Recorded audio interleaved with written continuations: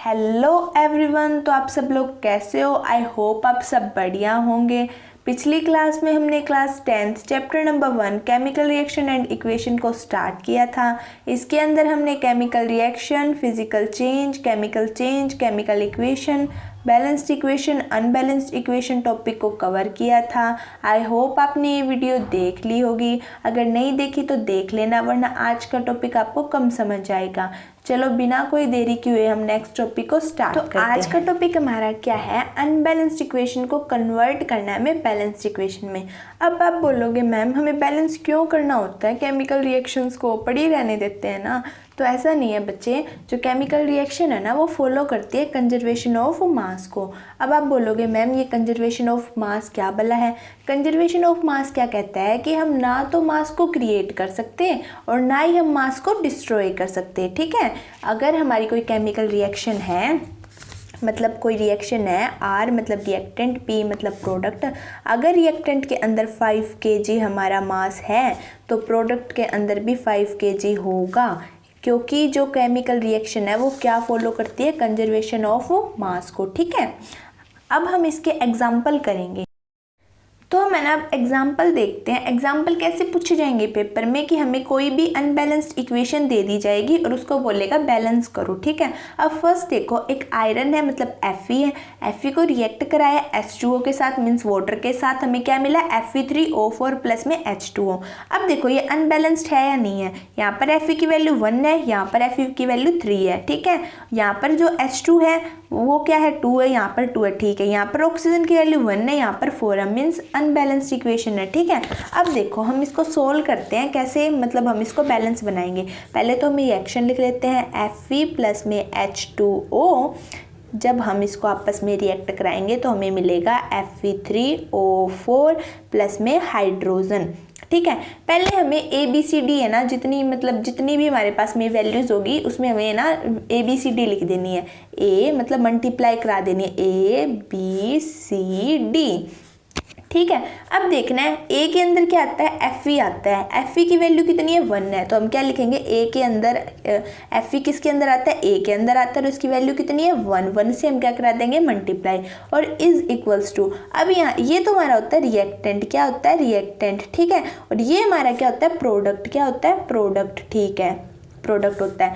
अब देखो प्रोडक्ट में Fe की वैल्यू कितनी है, 3 है, और किसके अंदर आता है, C के अंदर, तो C लिख दो पहले, और किसके कितनी वैल्यू Fe की, 3 है। ठीक है जी, फिर देखो हमारा क्या आता है, B के अंदर क्या आता है, हाइड्रोजन। हाइड्रोजन कितनी है, 2, मतलब B लिख दो और फिर लगा दो आगे हाइड्रोजन की वैल्यू 2। ठीक है, अब हाइड्रोजन की वैल्यू इसमें देखो, प्रोडक्ट में कितनी है, D के अंदर आता है, और कितनी वैल्यू 2 है, मतलब यहाँ पर क्या लिखोगे आप, 2D।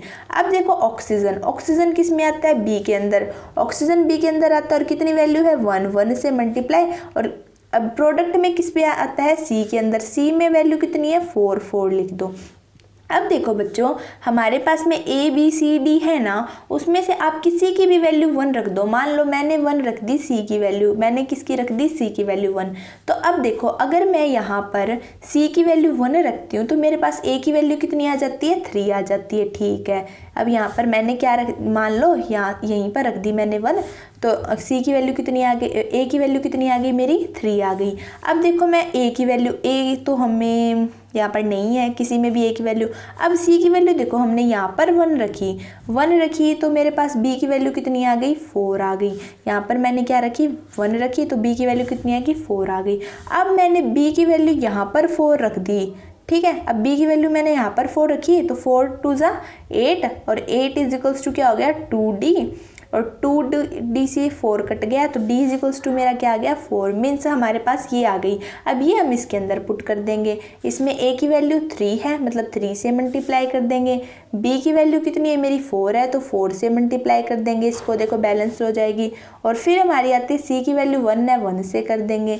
फिर आती है हमारी D की वैल्यू, D की हम 4 से कर लेंगे। अब देखो ये बैलेंस्ड हो गई इक्वेशन। ठीक है, ऐसे ही हमें नेक्स्ट एग्जाम्पल देखना है। अब देखो पहले मैंने आपको क्या बताया था कि हमें ना ए बी सी डी से मल्टीप्लाई कर देनी है। ठीक है, पहले हमें क्या करना है, ए से मल्टीप्लाई कर दी मैंने, फिर बी से कर दी, फिर सी, फिर डी। अब क्या देखना है कि ए के अंदर कौन सा एलिमेंट आता है, बी के अंदर कौन सा, सी के अंदर कौन सा और डी के अंदर कौन सा। ठीक है, पहले हम देखेंगे, चेक करेंगे ए के अंदर। ए में क्या आता है, बी आता है। ठीक है, बी आता है। अब देखो प्रोडक्ट, यहाँ पर ए में क्या आता है, बी ए। ठीक है, प्रोडक्ट में ढूंढो कहाँ आता है, बी ए। बी ए किस में आता है, सी के अंदर, तो सी के इक्वल्स टू लगा देंगे। अब इनकी वैल्यू चेक करो, इसकी भी 1 है और इसकी भी 1 है, 1 1 से मल्टीप्लाई कर देंगे। अब देखो ए के अंदर और क्या आता है, Cl2 आता है। ठीक है, ए के अंदर क्या आता है, Cl2 आता है। अब Cl2 ढूंढो किसके अंदर आता है, डी के अंदर आता है, डी के अंदर आता है। ठीक है, अब देखो यहाँ पर Cl2 की वैल्यू ए में कितनी है, 2 है, तो 2 से मल्टीप्लाई करा देंगे। डी में कितनी है, Cl की वैल्यू 1 है, तो 1 से मल्टीप्लाई करा देंगे। ठीक है, अब देखो बी के अंदर, बी के अंदर क्या आता है, H2 आता है, मतलब हाइड्रोजन आता है। हाइड्रोजन किसके अंदर आता है, अब डी के अंदर आता है। ठीक है, अब देखो बी के अंदर हाइड्रोजन की वैल्यू 2 है, तो 2 से मल्टीप्लाई करा देंगे। ठीक है जी, अब ढूंढो बी के अंदर और क्या आता है, SO4 आता है, SO4 आता है, और ये SO4 है। ठीक है जी, 4 है, और यहाँ पर फिर किस में आता है, सी के अंदर आता है, सी में, फिर लिख देंगे 4 से, क्योंकि 4 4 है ना वैल्यू, तो 4 लिख देंगे। ठीक है, फिर मैंने क्या बताया था, ये सब करने के बाद हमें क्या करनी है, किसी एक की वैल्यू 1 रखनी है। मान लो मैंने किसकी वैल्यू रख दी, ए की वैल्यू 1 रख दी। अगर मैंने ए की वैल्यू 1 रख दी तो मेरी सी की वैल्यू कितनी आ जाएगी, 1 आ जाएगी। यहाँ पर रख के देख लो क्या आ जाएगी, सी की वैल्यू 1 आ जाएगी, मीन्स मेरे पास सी की वैल्यू भी आ गई 1। अब मैं यहाँ रख दूंगी, यहाँ पर देखो मैं अगर ए की वैल्यू 1 रख देती हूँ तो डी की वैल्यू कितनी आ जाती है, मेरी 2 आ जाती है। मान लो मैंने ए की वैल्यू 1 रख दी तो डी की वैल्यू मेरे पास क्या आ गई है, 2 आ गई, तो डी की वैल्यू भी आ गई मेरे पास में 2। ठीक है, अब मुझे निकालनी है बी की वैल्यू। अब बी की वैल्यू क्या है, हमारी यहाँ पर है। अगर मैंने बी की वैल्यू यहाँ पर डी की वैल्यू पुट कर दी 2, अगर मैंने 2b इजिकल्स टू डी की वैल्यू 2 पुट कर दी तो मेरी b की वैल्यू, अब ये 2 यहाँ पर मल्टीप्लाई में है तो यहाँ पर जाके डिवाइड में हो जाएगा, तो मेरे पास क्या आ जाएगी 1। तो मेरे पास किसकी वैल्यू आ गई, b की भी वैल्यू आ गई 1। ठीक है, अब देखो हमें जो a b c d की वैल्यू आई है ना, वो हमें यहाँ पुट कर देनी है। a की वैल्यू कितनी आई है, 1 आई है, 1 से मल्टीप्लाई कर देंगे। b की वैल्यू कितनी आई है, 1 आई है, इसको भी 1 से मल्टीप्लाई कर देंगे। अब देखो c की वैल्यू कितनी आई है हमारे पास में, 1 आई है, इसको भी 1 से मल्टीप्लाई कर देंगे। डी की वैल्यू 2 आई है, इसको 2 से मल्टीप्लाई कर देंगे। अब देखो ये बैलेंस्ड है, बी ए की वैल्यू 1 है, इसमें भी बी ए की वैल्यू 1 है, Cl2 की वैल्यू 2, Cl की वैल्यू 2 है, यहाँ पर भी 2 है, हाइड्रोजन की 2 है, यहाँ पर भी 2 है, SO4 की SO4, मीन्स ये ऐसे बैलेंस्ड हो गई। अब एक एग्जाम्पल मैं आपको घर से करना देती हूँ, वो आप घर से करके लेके आओगे और मुझे कमेंट में ज़रूर बताओगे उसका आंसर क्या है।